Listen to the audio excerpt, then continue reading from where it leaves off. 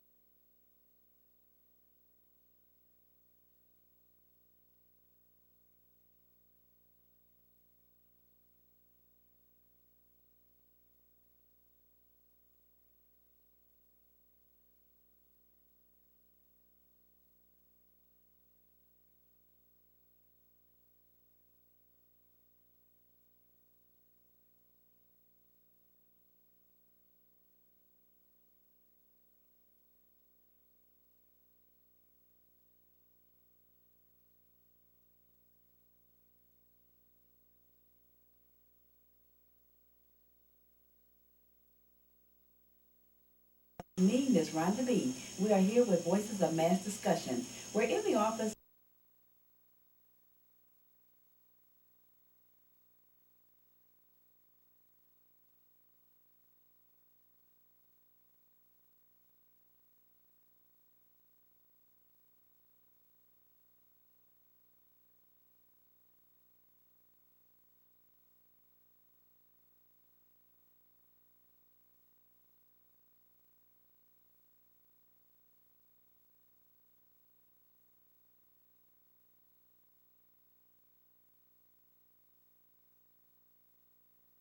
Thank you for joining us. This is me, Ms. Rhonda B. We are here with Voices of Mass Discussion.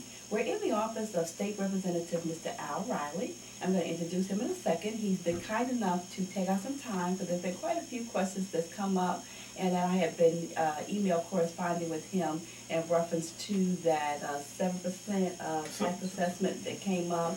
And then, I was just asking him a little bit about the separation of what he does, what the state senate does, and so he's agreed to help me further educate our audience.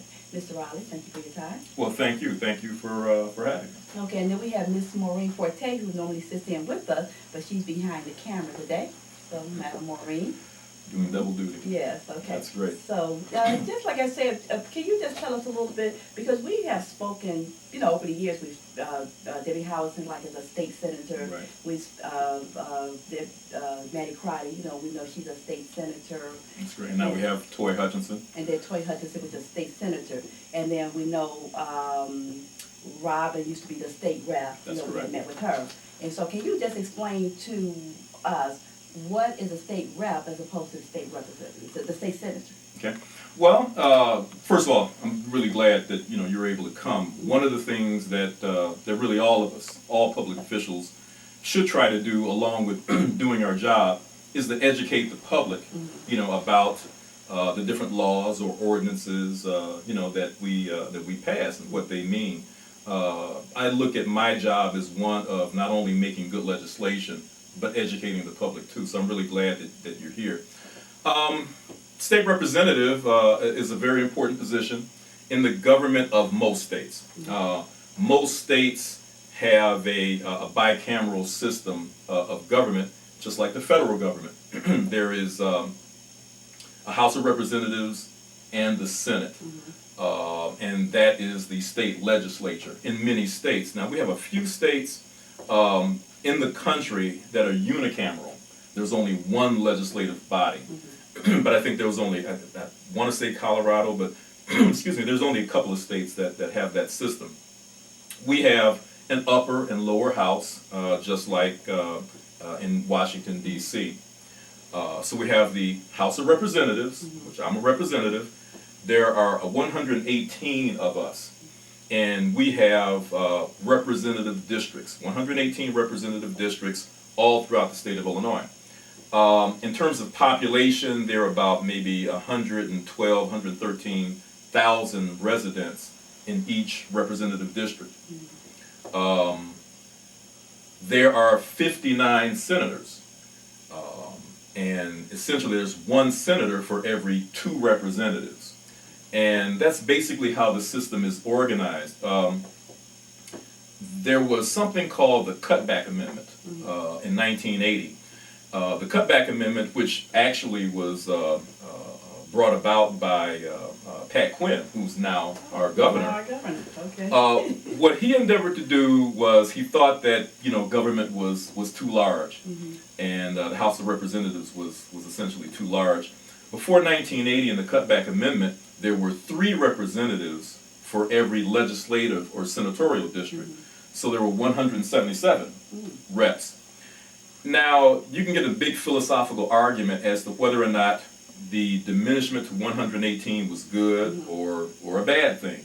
But let me just say this, 177 worked for its reasons, 118 works.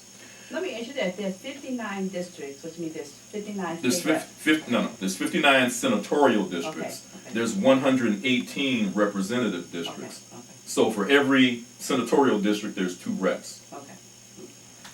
Anyway, the old 177 seat House of Representatives had a system called bullet voting, or cumulative voting, where you could vote for 1 vote for each of the 3 people. You could give one person 2 votes and the other one 1, leaving the other one out. Or you cast all 3 votes for 1 person. That was bullet voting. Okay. Theorists say that the old system of cumulative voting ensured that the minority, meaning minority party, but it could also mean racial ethnic minority, would have a possibility of getting some representation. So there's pros and cons. Certainly moving down to 118 made it a little less unwieldy. But I'll leave that up to the political historians. So right now there's 118 representatives, 59 senators, and that makes up the General Assembly. So we have 1 state rep, That's correct. 1 state senator, Yes. 2 reps. That's correct. And then, so that's you, and who else? Maggie Crotty is the senator. She's our state senator. On the western side, basically I go from Western Avenue to about Harlem. On the west side of Harlem is the other state rep, and that's Kevin McCarthy. Okay, okay. So basically, both people will tell you I'm the more important body. Senators, well, we're more important. We're senators. Reps will say, well, we're more important. We're the people's representatives. Actually, statute is blind to who's more important. So it isn't as if one's more important, one's better than the other. Senators have more people in their senatorial district, but basically powers are enumerated to both people through the Constitution. So you have things that you are responsible for. That's correct, just like senators have things that they're responsible for. But for the most part, a person in the General Assembly does some basic things, and then they do some other things also. But basically, a member of the General Assembly, Senate or House, is responsible for passing laws. We create and pass the laws of the state of Illinois that everybody, should abide by. That's one thing. The other thing that we do is we're responsible for passing a budget. And a budget is a law also. It will have a bill number, we'll pass it, and so it'll be a public act. But that's our other responsibility. We also have the responsibility, where needed, to amend the Constitution of the state of Illinois. That is a very big power. Often that comes up, where the big argument about a constitutional convention would come up. So, well, that's the only way that we can amend the Constitution. Well, that's not true, because we passed House or Senate joint resolution, constitutional amendments all the time. So you guys both voted on the same thing. If a bill comes up, the state senate has their group of opinion, and then do you guys vote on that same bill as the House of Representatives, or does each body have their own concerns? Well, we do, and I'll get to that in a second, because that's an important point. And so those are three things that we do. The only difference, we also can amend the federal Constitution. If there is an amendment to the federal Constitution, it has to come to the states. 3/5 of the states have to ratify it. So we can do that. So those are very important powers. Now let's talk about specific powers. Something that just happened this week, which is historic because it has never happened in the history of the state of Illinois since 1818. We impeached and tried and convicted a sitting governor. The role of impeachment, the power of impeachment, lies only with the House of Representatives. The Senate cannot invoke and impeach, just like in the federal system. In the federal system, if you remember the impeachment of President Clinton, the impeachment started in the House. They impeached him, but the trial for removal is a senatorial responsibility. I mean, that word, even though you, of course, have no control over it, but I think that's where, because prior to going on, we were talking about that, but I think that's where the public gets confused, because you were explaining to us prior to us going on air, is that the public has the misconception that Blagojevich may not have gotten his just due because he had not committed a crime. Right. I think that word is what throws people. But I think, as I said, and I understand that, and with all of the things that people have to be, responsible for, and just, the myriad things with computers, we have to remember all the passwords. So a lot of this stuff is difficult to remember. But then that's one of the responsibilities of the public. We all have to take the Constitution test and so forth. I mean, we learned some of these things in 8th grade, and I think it's just good to bone up on them. An impeachment is not, an impeachment and subsequent trial are not criminal issues. They deal with the fitness of a constitutional officer doing their job. So it's not a criminal issue. It is a political, and I don't mean partisan politics, it is a political issue because it deals with that part of the Constitution that gives us the ability, as one of the checks and balances, to remove someone who's not doing their job. So it wasn't whether he committed a crime or not. That's up to the civil authorities to determine whether he committed a crime. So the U.S. Attorney Patrick Fitzgerald will determine whether he committed a crime. What we did with impeachment, we said that based on state statute, he did not carry out his responsibilities as governor. None of these positions, state senator, state representative, governor, treasurer, none of these is a right. It's a privilege given to us by the people. But as a public, the sentiment is that he was better liked, then he may not have gotten impeached. Well, I know it's more complicated than that. He could have. Oh, it is, because he could have been, the most liked person in the history of the state. If he committed these offenses, we would still have to impeach. And I would say that if he was the most liked person, if he did the things that he did, we should have done the same thing that we did. In theory. In theory. In political reality, though, it wasn't as likely to happen. But the fact of the matter is, you can't impeach someone because you don't like them. We had to present articles of impeachment.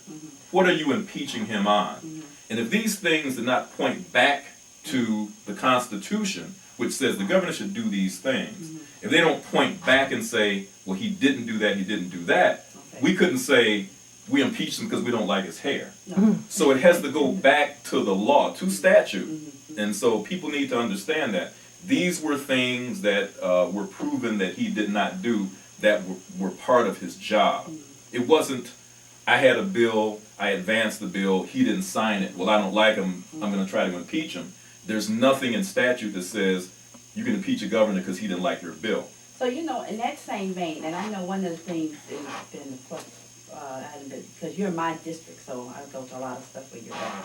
And so, this was, Maureen, I sent them an email, you know, like if there's an article written about you or something, or you said something I agree with or disagree, then I'll always put in there, our State Rep Al Riley is such the educator. And you always explaining everything. Then she always sends me the email back, and who are you kissing up to? Well, but you're, I mean, I am an educator. And you always go to the explanation, explaining why you did or why you said what you said. Well, that's one of the things I think I bring to the table in my particular job, which is why when I'm down there debating bills, I mean, if you can stand in front of a classroom, you certainly can debate a bill. My background, I'm an urban planner and a statistician, but I have an academic background. And I've taught for 3 different universities, and but I've taught everyone from kindergartners all the way to PhD students. Oh, okay. So naturally, you know, I'm an educator.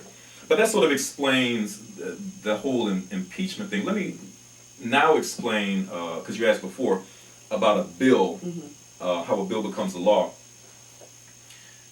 A bill can start, a bill is an idea for a potential law. Where does an idea for a bill come? It can come from anybody. It can come from a kid. So it can come from an individual. It can come from me as a legislator. If I thought something with a pet peeve of mine, then I can initiate a bill.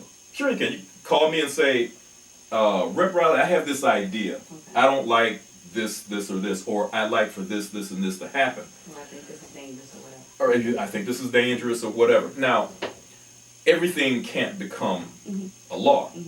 But that's where ideas come from. So be more than anybody in our listening audience, if they have an idea for something, now it may not become a bill, but you certainly can submit ideas because that's where bills come from. Some of the papers, you know, I do a lot of work and maybe I don't clean everything up all the time, but some of the papers around my desk come from agencies that have ideas for bills. And so they will come up with something. Some of them will even write them.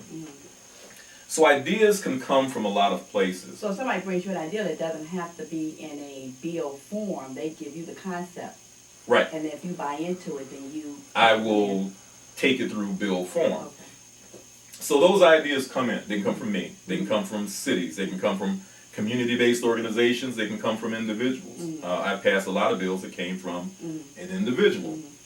So that comes in. And that can happen either in the House or the Senate. But it happens to a senator or to a representative. They have the kernel of an idea. We then have research and issue staff. We have staffs of people down in Springfield. And so what I will do is I'll get together with issue staff or research staff and say, let's look at this. One of the first things you want to do is look at, does something like this already exist in statute? A lot of ideas don't become bills and laws because there's already a law. If I showed you the Illinois compiled statutes, they would take up that shelf over there. So it may already be in statute. If it is, then I would point out to that person, you know, 20 ILCS, such and such a section, says you can or can't do that. End the story. If it isn't, then we do some more research. You know, what other states might have something like this? Is there something close to this? Can we modify an existing bill? Or is this, you know, going to be new? Once we make all that determination and we put all the legalese, you know, I've got some bills around here that has the whereases and wherefores, and most of these bills are extremely long. Right here, over here, I have a copy of the 7% assessment cap. That bill is about 200 pages. That law is about 200 pages. We have to read and know, you know, a lot of it. So that idea then comes back to the rep. Yes, we don't think anything exists, and so on and so forth. We think we have a bill here. That was presented to you. You were making a decision on what was presented to you? Right, from those research bureaus that I talked about. They said, we think we have something here. I'll go through it. We may make some other embellishments. And then what I will do is they'll, you know, bring me copies. If I think it's okay, if we think it'll be constitutional and ready to go, then I will sign it and I will register it, and it will get a number, basically a chronological number. The first bill of the 96th General Assembly was in the House HB 0001.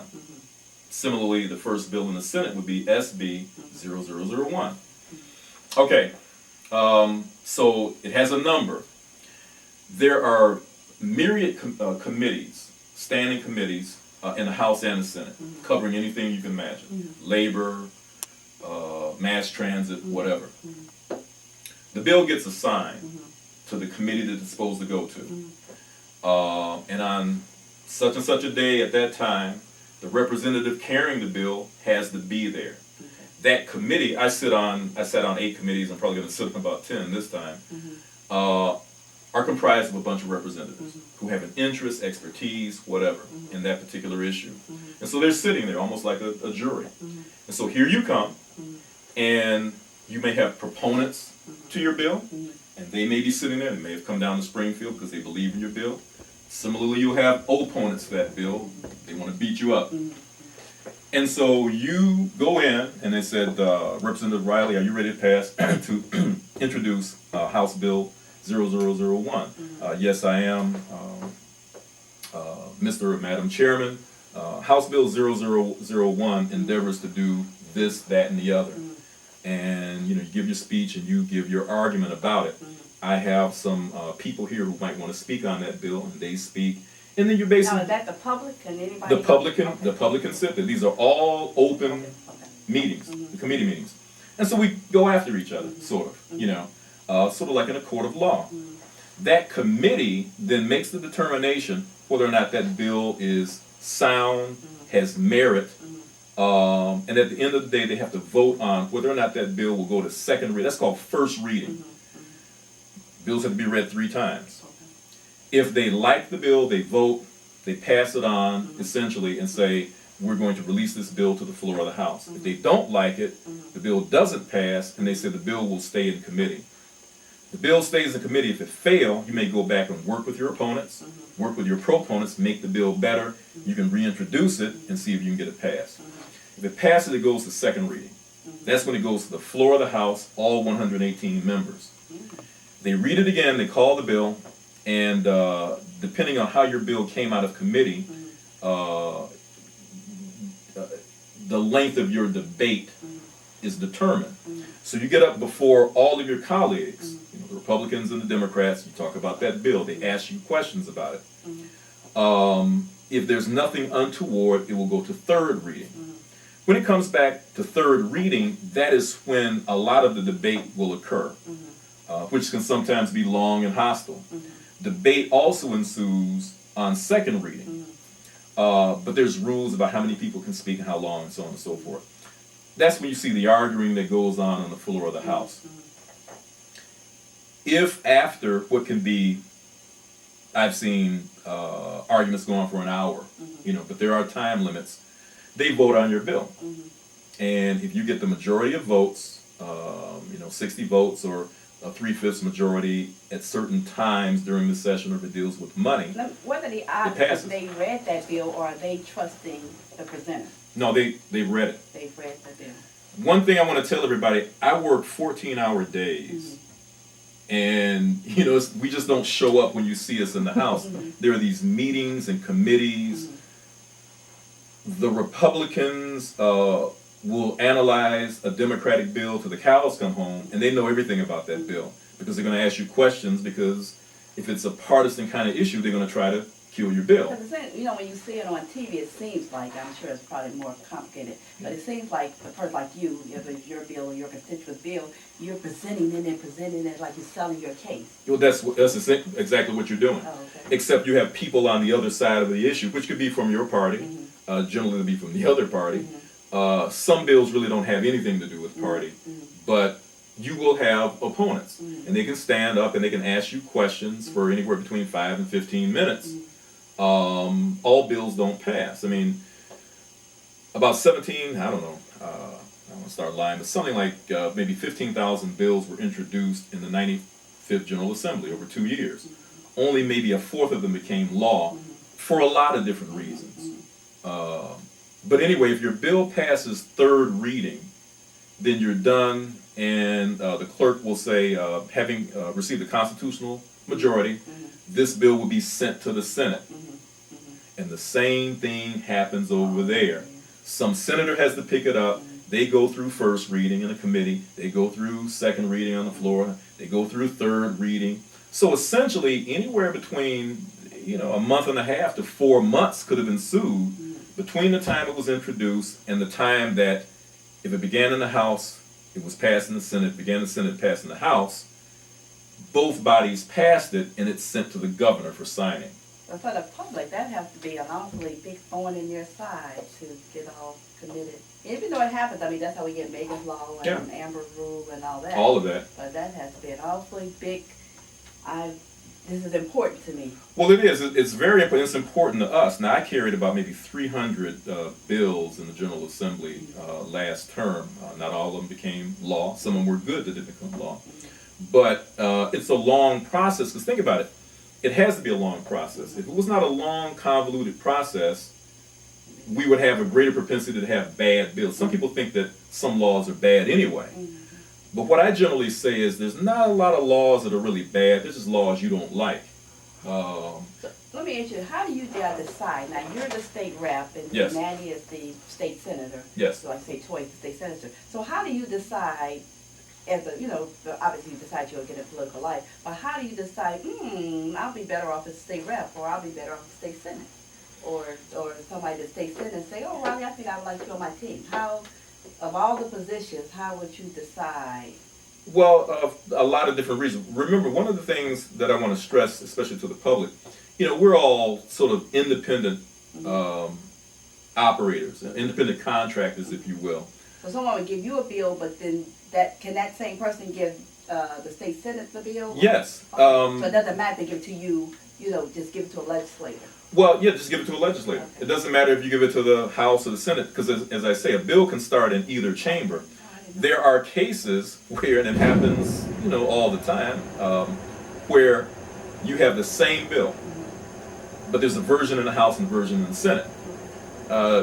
This sort of gamesmanship, but often that is done, and whoever gets it through the quickest, then that bill becomes law, and you're sort of hedging your bets. So you have the same bill in the House, same bill in the Now, do Senate. you guys get credit? I mean,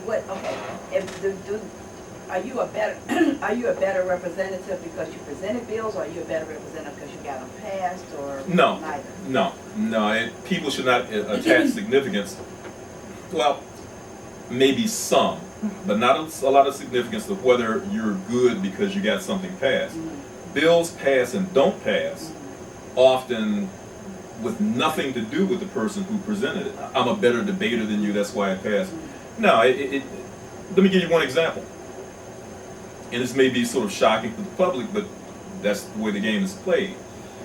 An annexation bill, and this is something that our videographer for tonight knows about, because she's probably had some in her jurisdiction. Annexation bills are very important. We want to annex some land, or here's a new development and we want to annex it to the Metropolitan Water Reclamation District. You got a new development. They have to be, connected to the water and sewer district. That cannot happen unless there is, an act of the General Assembly. So people in municipalities, and we establish we have to have good relations with our cities and villages. They then come to us and say, Rep, we have an annexation bill. We need you to pass it, down there in the House. Most annexation bills are good bills. It means development. People are trying to move things forward. I'm building a new drugstore. They need to be annexed. However, politically, partisan politics now. Politically, sometimes an annexation bill like that is viewed as a spending bill. Because what does it do?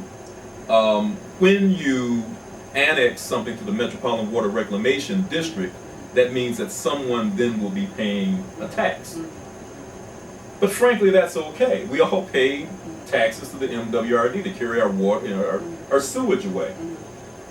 But there are some representatives and some senators who say, I'm not going to vote for a spending bill no matter what it is. So annexation bills, generally, unless they're really egregious, they get passed. But they get passed with very small margins. for that reason. Now you might say, is that a good reason? I would say no, but that's the reality. Some people do not want to vote for anything that has anything to do with spending, even if it's not in their district.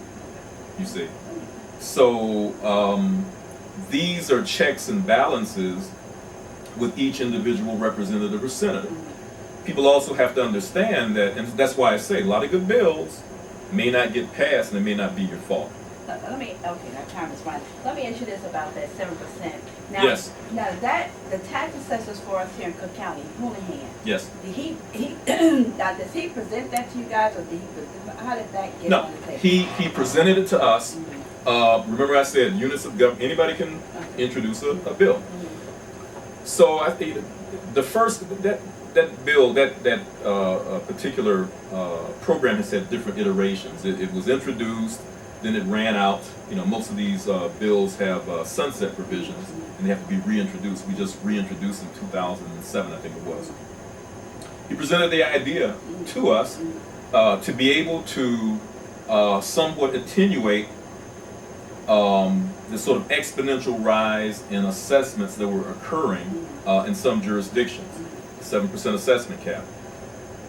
It was passed, but that was also a bill that did not, really pass unanimously. There was a lot of questions about it, and there were last time when it was reintroduced for another 3 years.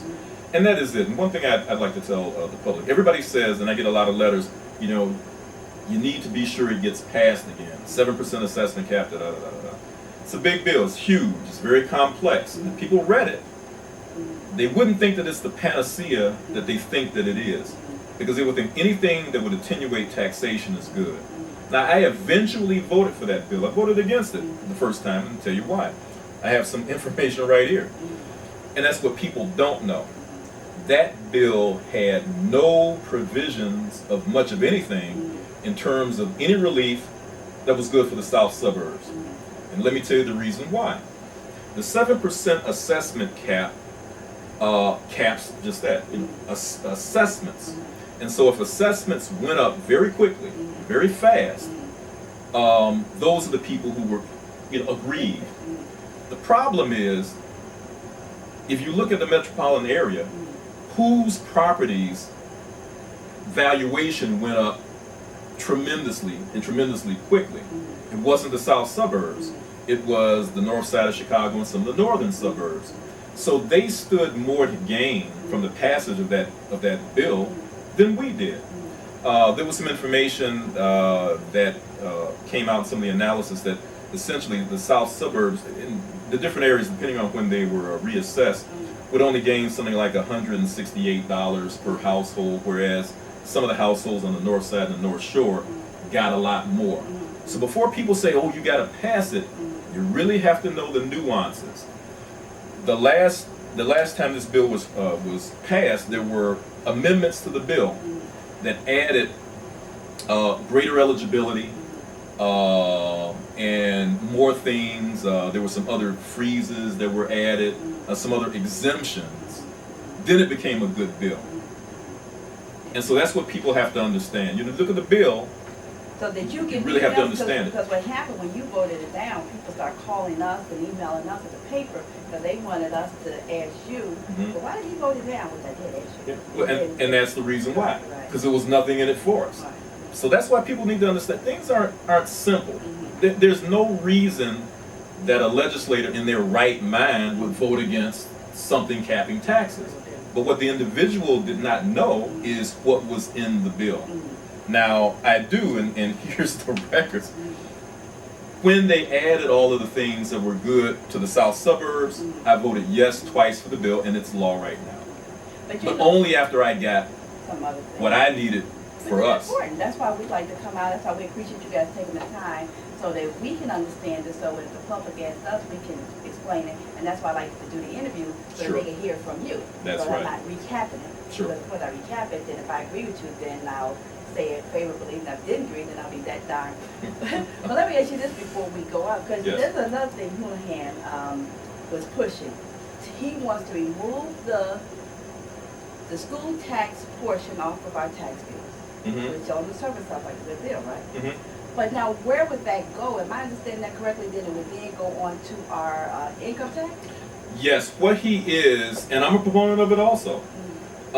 He is for what was once known as House of Senate Bill 750. In the 95th General Assembly was known as Senate Bill 2288. We're going to call it something different now. But that was the tax swap bill, which endeavors to lower our reliance on the property tax, which is discriminatory, frankly, to fund our schools and make a slight increase in the income tax, which is spread out amongst more people. And I'm a proponent of that too, because a child's education should not be based on the equalized assessed valuation of where that child lives, because that'll always mean that children in poorer areas will always have substandard education in terms of educational funding. Kids in richer areas will have more.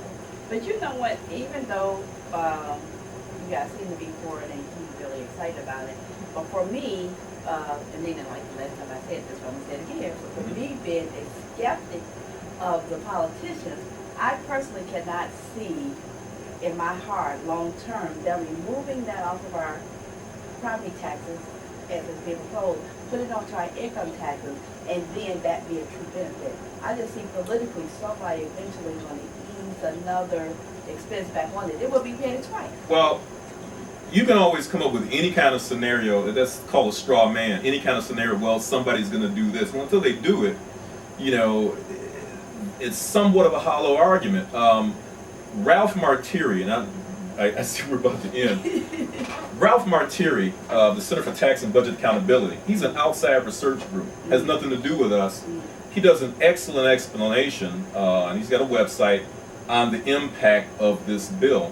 I could even sit down and do the math for you, and I've done it to people whereby the old tenets of 2288, I took someone's tax bill and I did the calculations before and after if 2288 was imposed, and essentially it's a swap, which is really revenue negative.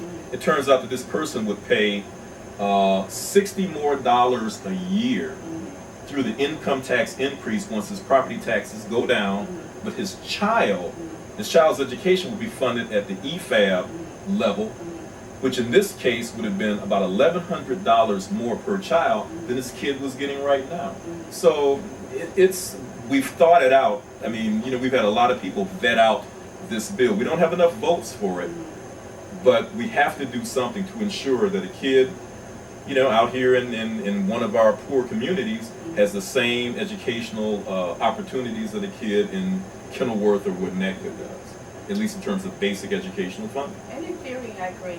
We'll end it now.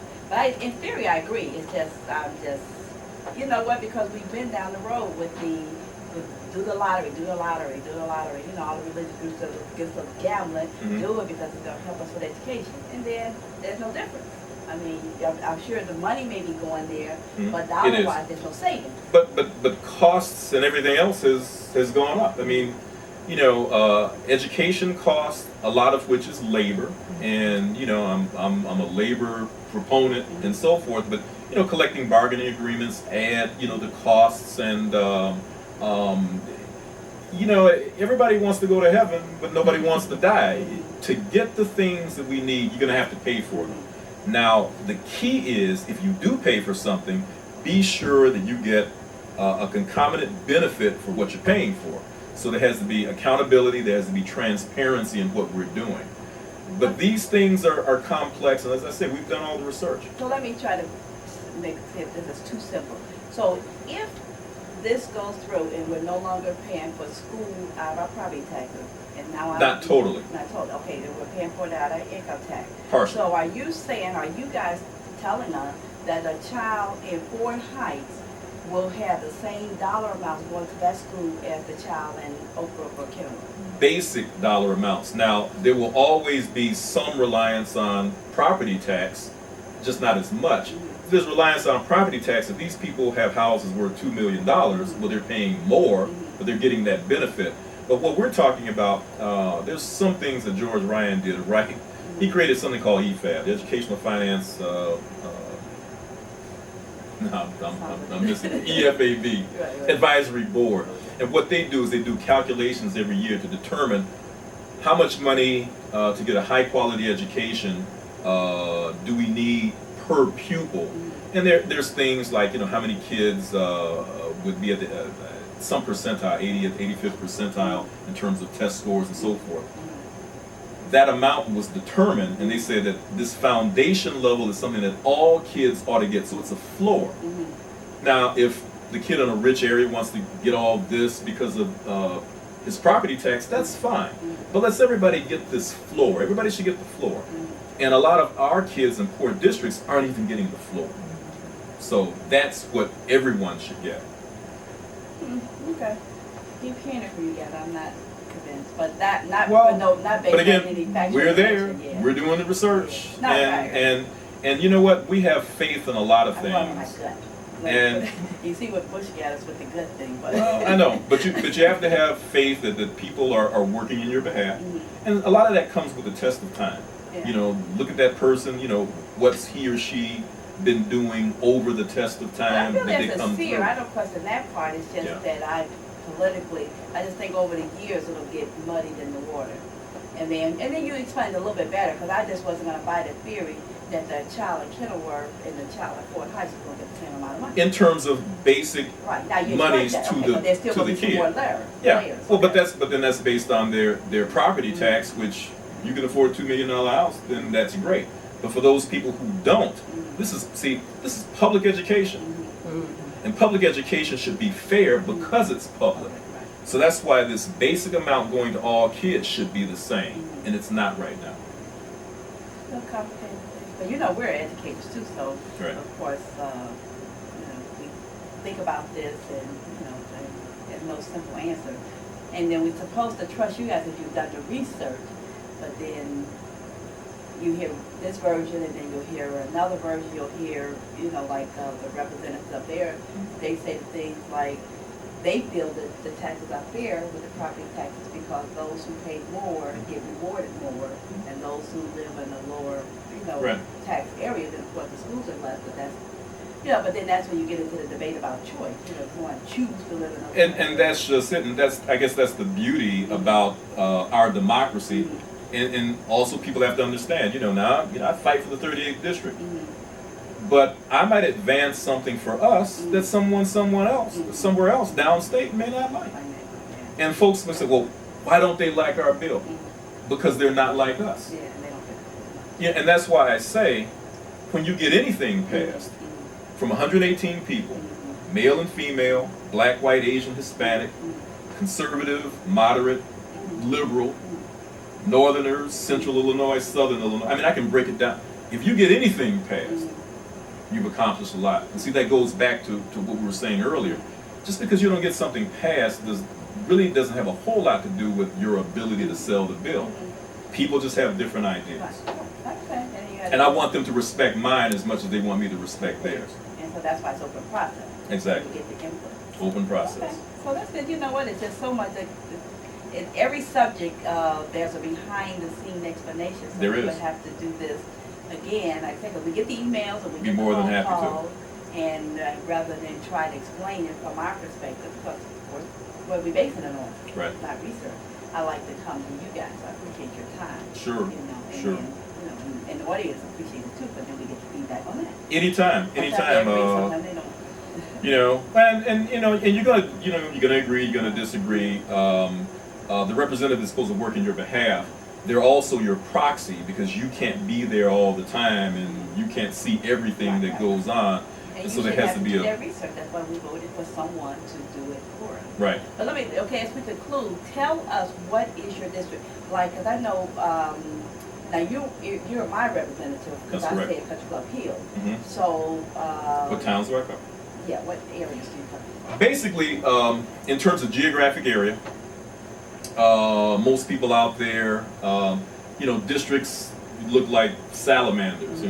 That's where gerrymandering came from. But basically, I go up to about 149th Street on the north. Okay. I go to the Will So that County. would be Midlothian? No, I don't go that far west. Okay. But my boundary is about 149th Street on the north.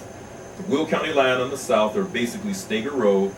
On the east, Western Avenue, and on the west, Harlem or Ridgeland, it juts in and out.